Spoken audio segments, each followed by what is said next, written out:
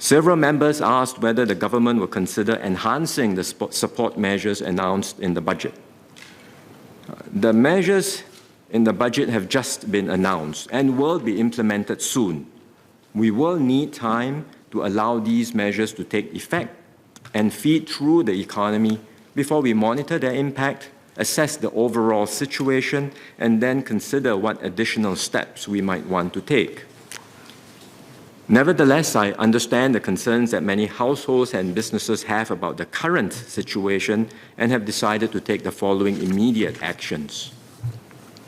First, where possible, I will bring forward the implementation of our budget measures. In particular, the $100 CDC vouchers for every Singaporean household will be disbursed by the middle of next month. This is on top of the $100 disbursed 4 months ago in December last year and will help Singaporeans with their daily expenses. The budget also included rebates for service and conservancy charges, SNCC, and utility bills. We will disburse the first tranche of SNCC rebates and USAVE rebates to eligible households this month. This will address a key cost of living component which several members asked about. To illustrate, households living in 4-room HDB flats will receive $150 in USAVE rebates this month, and that's equivalent to about a full month's worth of their utility bills on average. That's the first tranche of the rebates, but the rest of the USAVE and SNCC rebates will be disbursed in the coming quarters, in July and October this year, and in January next year. So for the whole of financial year 2022, households living in 4-room flats, to give an illustration, will receive about 4 months of rebates on their utility bills, and that's even accounting for the higher electricity prices, and 2.5 months of rebates on their SNCC. We also have other forms of help for households, including top-ups to the Child Development Account, EduSave account, or post-secondary education account of every Singaporean child, as well as the GST voucher in terms of cash and MediSave top-ups. We will continue to ensure that these are disbursed to Singaporeans in a timely manner. And Mr. Speaker, with your permission, I would like to distribute a handout which will provide a schedule of the various support measures that households can expect in financial year 2022. Please proceed. And members may, of course, also access the handout through the SG Parliamentary MP mobile app.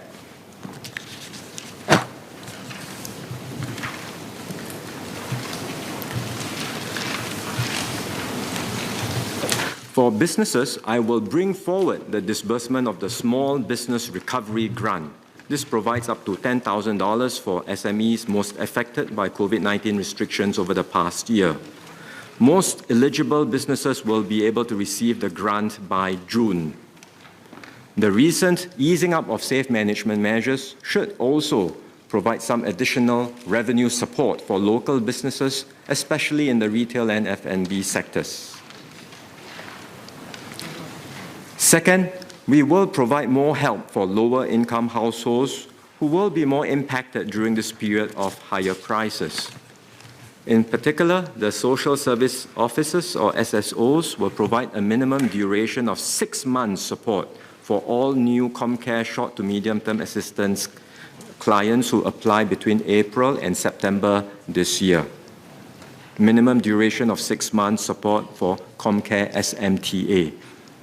Households who are already on ComCare SMTA can also have their assistance extended for at least another 3 months if they require further assistance. SSOs will continue to exercise flexibility to provide those in need with financial assistance and support. This includes providing ComCare recipients with more cash assistance during this period to cope with inflationary pressures. The COVID-19 Recovery Grant is also in place until the end of this year, and this will help lower to middle-income households experiencing job losses or sustained income losses. And families who need help can also approach the community centers or CCs and the self-help groups.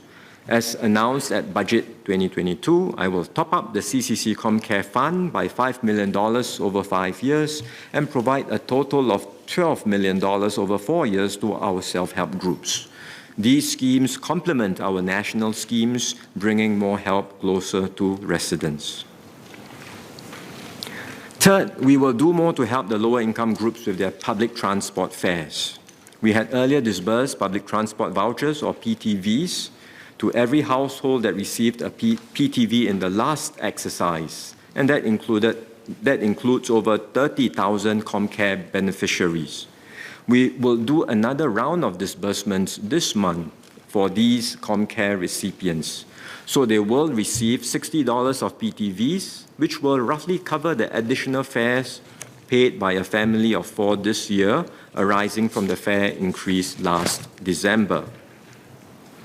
Besides these ComCare recipients, PTVs are also available to all households whose monthly income per member does not exceed $1,600. Applications for the PTVs are open from now to 31st of October this year, and eligible households who had already received the first voucher and who need a second voucher can also apply again.